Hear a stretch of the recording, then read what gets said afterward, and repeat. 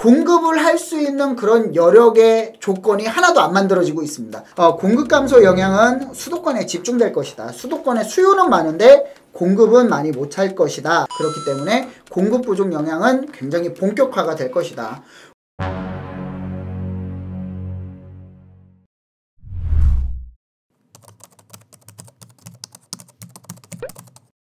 안녕하세요, 이충민입니다.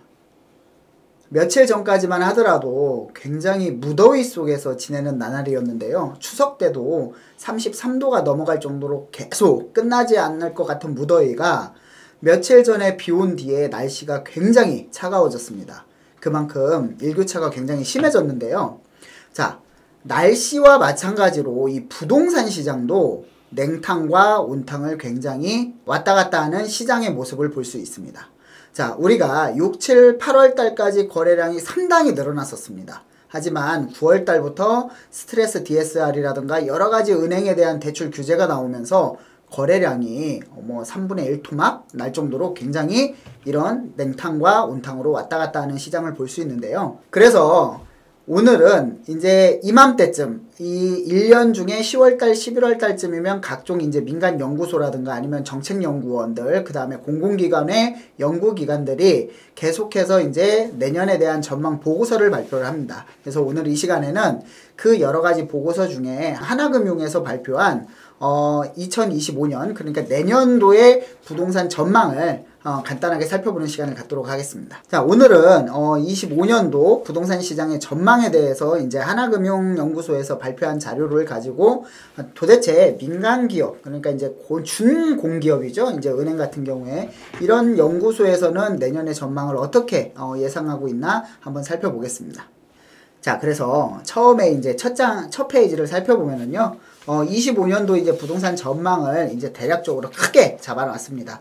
차입 여력을 제한해도 실수요자 매수 심리가 확대되면서 완만한 상승세를 전망한다. 자, 요 내용은 뭐 한국은행 보고서도 마찬가지로 기준금리가 인하를 했을 때는 매수 심리가 상승을 해서 부동산 가격에 이제 가격 상승 요인의 역할을 할 것이다라는 발표와 거의 일맥이 같다라고 볼 수 있고요. 그리고 이제 2003년 이제 과거, 현재, 미래를 간단히 살펴보면은 2023년도에는 규제 완화, 그 다음에 정책 모기지 공급, 그 다음에 매수 심리가 회복이 됐고 거래량이 증가가 했습니다. 물론 상저하고 이제 2023년 하반기 때 그렇게 됐고요. 올해는 금리 인하 기대가 굉장히 컸었죠. 올해 연초부터 금리 인하 기대가 컸고요. 그런 다음에 이제 미국에서도 금리 인하를 했고, 그 다음에 한국도 금리 인하를 단행을 했습니다.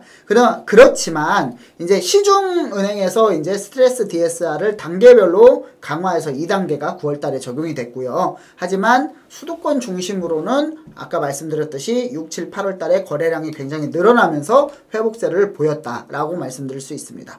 그리고 25년도, 그러니까 내년인데 가격은 좀 상승할 것으로 보지만 대출금리 하락 시에 매수 심리가 자극될 것으로 보고 있고요. 공급이 좀 많이 부족한 상황입니다. 지금 현재도. 그렇기 때문에 공급 부족 영향은 굉장히 본격화가 될 것이다. 공급을 할 수 있는 그런 여력의 조건이 하나도 안 만들어지고 있습니다. 그렇기 때문에 공급 부족 얘기는 계속적으로 나오고 있다 말씀드릴 수 있고요. 지역별 차별화는 심화될 것이다. 이렇게 말씀드릴 수 있고요. 그래서 수요자 차입 여력이 축소되지만 공급이 또 부족해서 결국에는 똘똘한 한 채, 이 똘똘한 한 채 얘기가 굉장히 오래됐죠. 한 2, 3년 전부터 이제 나왔던 얘기인데 똘똘한 한 채 선호도는 오히려 더 확대가 될 것이다. 이렇게 보고 있습니다. 자, 그래서 부동산 시장은 항상 단기, 중기, 장기로 접근을 해야죠. 이 부동산 시장 같은 경우에는 당연히 이제 쉽게 경제학 용어로 공급의 비탄력, 탄력적이다, 비탄력적이다 하지만 쉽게 이제 과자처럼 이게 부족하다, 수요가 많다라고 하면 딱딱 찍어낼 수 있는 제품이 아니기 때문에 이제 단기, 중기, 장기로 좀 살펴볼 필요가 있습니다. 그래서 보시면은, 공급 같은 경우에는 단기, 중기로 나눴고요. 그래서 여기 보면은, 매물이 좀 부족할 것으로 보고 있고, 착공도 감소하고, 착공이 감소하니까 당연히 3년 뒤에 입주할 수 있는, 대략 3년 뒤에 입주할 수 있는 입주 물량도 수요도 감소할 수밖에 없다. 또 수요 측면에서는요. 대출이 굉장히 중요하죠. 대출이 지금 굉장히 차입 여력이 있는 사람들은 아파트를 계속 기준금리가 좀 내려갈 것으로 보고 이제 공급 부족할 것으로 보기 때문에 매수를 할 것이다라고 보고 있고요. 금리 인하 기대에 공급 부족 우려도 수도권 중심으로 좀 개선이 될 것이고 매매 주도층은 이제 투자자의 시장이 아닌 실수요자 시장.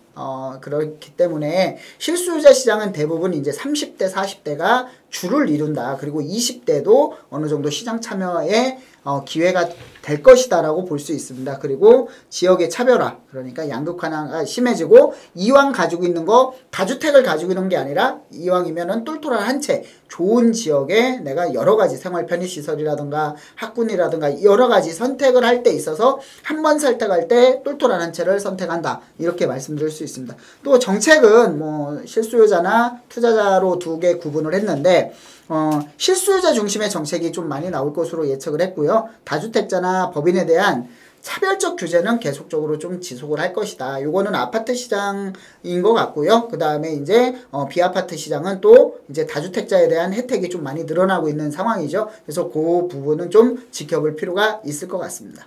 자, 그리고 이어서 말씀드리면 5페이지인데요. 가격은 소폭 상승할 것으로 보고 있습니다. 이제 기준금리도 내리고 공급도 부족하고 하기 때문에 물론 거래량은 조금 줄어들겠지만 수도권 정도는 거래량이 좀 유지가 될 것이다. 요렇게 예측을 했고요. 2025년 전망을 보면 24년 대비 상승폭이 좀 확대될 것이다. 하지만 지역적으로 수도권에 한정이 될 것이다 라고 예측을 했습니다. 그리고 수도권으로 매수세가 집중되기 때문에 거래량도 2024년도 그러니까 올해와 좀 비슷할 것으로 좀 전망을 하는 모습을 볼 수 있습니다.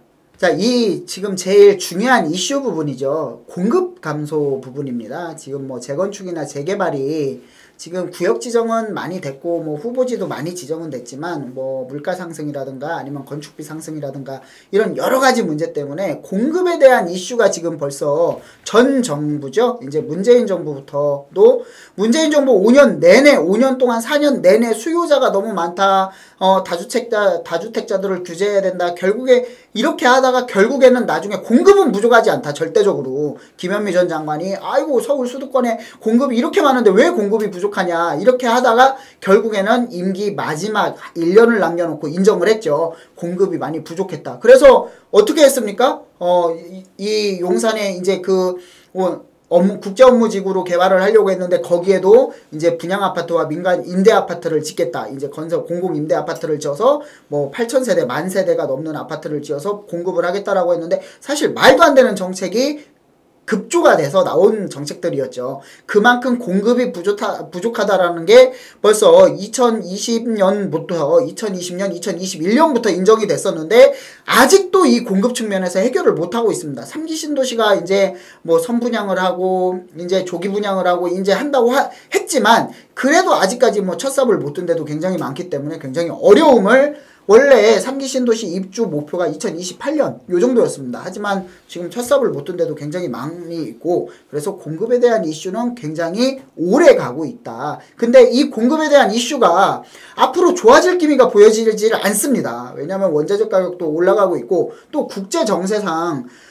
계속적으로 이제 전쟁이 확대가 되면서 유가도 올라가고 있고요. 그러다 보니까 이제 원자재 수급이라든가 이제 아무리 비싸도 수급적인 문제도 발생할 수 있기 때문에 이 공급에 대해서 이제 긍정적인 영향을 보여지는 게 없을 수밖에 없다. 이렇게 말씀드릴 수 있습니다. 그래서 공급 감소 영향은 수도권에 집중될 것이다. 수도권의 수요는 많은데 공급은 많이 못 찰 것이다 라는 예상을 했고요. 보시면은 착공을 못하니까 준공을 못하는 건 당연한 거고요. 그 다음에 지방은 아무래도 이제 줄긴 했지만 수요자도 같이 줄기 때문에 이제 큰 문제는 없을 것이다 라고 보고 있는데 입주 물량이나 착공 물량이나 준공 물량은 서울 수도권 중심으로 앞으로 계속 부족한 현상이 일어날 것이다 라는 예상을 했습니다. 자, 그래서 수요층 분석 중에 또 매매 주도층의 분석이 있는데요. 이 파트 같은 경우에는 하나금융연구소에서는 실수요 중심이나 이제 하반기에 매수세가 확대될 것으로 이렇게 예측을 했습니다. 특히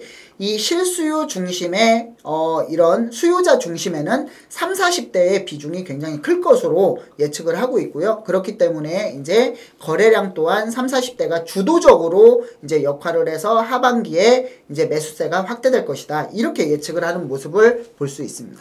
자, 수요적인 측면에서 마지막으로 이제 자, 그래서 15페이지가 마지막인데 지금 전체적으로 이제 어떻게 보고 있는지를 한 장으로 좀 정리된 모습을 볼 수 있습니다. 공급 확대와 부채 관리가 이제 지속될 것이다. 이제 이런 이제 시장에 이제 시그널을 주고 있고요. 시장 불안 심리 완화와 지금 굉장히 부동산에서는 뭐 냉탕 온탕 왔다 갔다 하면서 굉장히 이제 시장 참여자나 국민들은 불안해하고 있습니다. 이 부동산에 대해서. 그래서 불안 심리 완화와 실수요자 보호에 초점을 맞춘 공급 정책과 부채 관리를 위한 규제가 지속적으로 추진될 것이다. 이렇게 보고 있고요. 수도권 중심 가격 급상승 가능성이 있고 그 다음에 지방거래 침체에 따른 지역 양극화에 대응하기 위해 정책이 추가될 가능성이 높다. 추가 정책들이 계속될 가능성이 높게 나타나고 있다. 보시면은 여기 보시면은 하나금융연구소에서도 제안을 했습니다. 지금 있는 정책과 앞으로 제안을 해서 좀 나왔으면 하는 정책들이 있는데 이 부분들은 좀 상당히 중요한 부분이라고 볼 수 있습니다. 왜냐하면 민간 기업이라고 하더라도 준공기업에 준하는 은행 부설 연구소이기 때문에 그렇기 때문에 이게 이제 상당히 가능성이 있는 부분을 정책적인 제안을 하고 있다라는 모습을 볼 수 있고요. 자, 지금 스트레스 DSR 단계별로 적용을 하고 있죠. 내년에 3단계가 적용이 되고 있고요. 지금까지 2단계가 9월 달에 적용이 됐고요. 그 다음에 88 후속 조치가 지속될 것이다. 보시면은 공급정책의 후속 조치가 지속될 것이고요. 비아파트 시장 정상화를 계속적으로 유도할 것이다. 요 부분들은 좀 중요하다라고 볼 수 있고요. 임대시장 안정화, 민간 임대사업자 제도 보완, 지금 6년짜리가 나와 있죠. 주택임대사업자 6년이 나와 있는데 사실 주택임대사업자 6년짜리는 지금 잘못된 시기라고 볼 수 있습니다. 왜냐하면 지금 준공나는 지금 신규 비아파트 같은 경우에는 지금 최대 5억, 공시지가 5억까지 무주택으로 쳐주고 있습니다. 무주택으로 쳐주고 있기 때문에 청약이나 이런 거에 전혀 문제가 없는 부분이기 때문에 6년짜리 단기 임대는 그렇게 특별히, 왜냐면은 규제만 있고 이득이 없는 이 6년짜리 단기임대주택은 그렇게 큰 실효성은 못 낼 것이다라는 내용이 좀 지배적이라고 볼 수 있고요. 지방거래를 좀 유도한다. 그러니까 이제 미분양 아파트를 매입을 해준다던가, 그래서 임대아파트로 전환을 한다던가, 아니면은 이제 뭐 예전에 나왔던 거죠. 미분양 아파트를 언제서부터 언제까지 사면은 이거는 몇 년 동안, 5년 동안 주택수에서 제외되고 양도소득세 5년 동안 올라가는 양도소득세는 뭐 100% 면제된다. 이런 정책들이 이제 나오고 있다라고 말씀드릴 수 있습니다. 그리고 하나금융연구소에서 이제 제안을 하거나 이제 또 도입 가능성이 있는 정책은 가격이 만약에 불안한 요소들이 있죠. 그러면서 정책이 나오는 건데 가격이 급상승할 경우에는 전세대출 규제를 또 강화를 하겠죠. 지금도 갭 투자에 대한 물건에 전세자금 전세 들어오는 사람이 전세자금 대출을 받는다. 그럼 제한을 하고 있습니다. 이 부분에 대해서는. 그리고 규제 지역을 확대하겠다. 지금 뭐 강남, 서초, 송파 전 지역이 아니라 핀셋, 동별로 이제 그 지금 토지거래 허가제라든가 여러 가지 규제가 있는데 요거를 확대할 가능성이 굉장히 크고요. 공급 부족 영향이 확대된다. 그러니까 공급이 계속 부족할 것이다라고 보는데 이때 비아파트 공급 규제 완화를 하고요. 그 다음에 정비사업 규제. 지금 정비사업이 계속 완화가 되고 있죠. 뭐 노후도도 뭐 67%였는데 60%로 완화가 된다든가. 그 다음에 이제 이게 이제 지자체장 제한이라든가 아니면 여러 가지 있었는데 이제 주민 제한으로 이제 적극적으로 추진할 수 있을 정도로 이제 바뀌고 있고요. 또 역세권 시프트 사업도 있고 역세권 활성화 사업도 있습니다. 뭐 최대 용적률 1100%가 넘게끔 이런 부분도 있고, 역세권 활성화 사업 같은 경우에는 정비 사업이 이제 뭐 용적률 이 거리 제한도 350m다.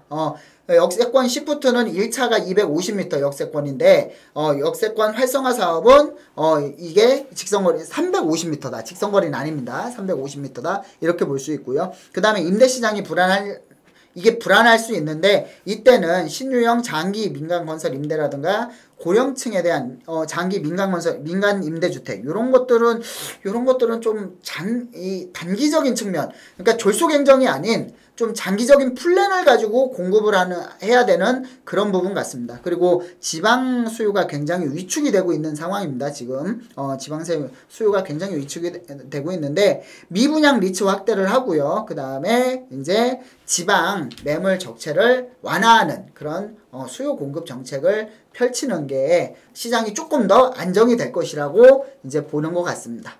자, 오늘은 그래서 지금까지 하나금융연구소에서, 하나은행 산하 부설이죠. 하나금융연구소에서 발표한 2025년 부동산 전망에 대해서 간단하게 살펴봤습니다. 내용은 좀 많지만 결과적으로는 딱 두 가지만 요약을 해드리면, 자, 지방과 서울 수도권의 양극화는 심해지고 서울 수도권의 똘똘한 안채 현상은 심해질 것이다. 그래서 거래량도 올해와 비슷하고 서울 수도권의 집값은 계속적으로 공급이 부족할 것으로 예상해서 상승할 것이다 라는 게 아주 간단한 정리 내용이라고 볼 수 있습니다. 그래서 이 내용들이 보면은 한국은행에서 9월달에 발간한 이제 그 보고서랑 비슷한 내용들이 많습니다. 결국에는 집값이 좀 상승할 수 있는 여력이 많이 남아있다라는 그런 부분이 많고요. 그렇기 때문에 지금 여러 가지 보고서를, 물론 이 보고서 하나로 판단을 하기는 어렵지만 여러 가지 보고서를 좀 보고서 좋은 내용들이 있으면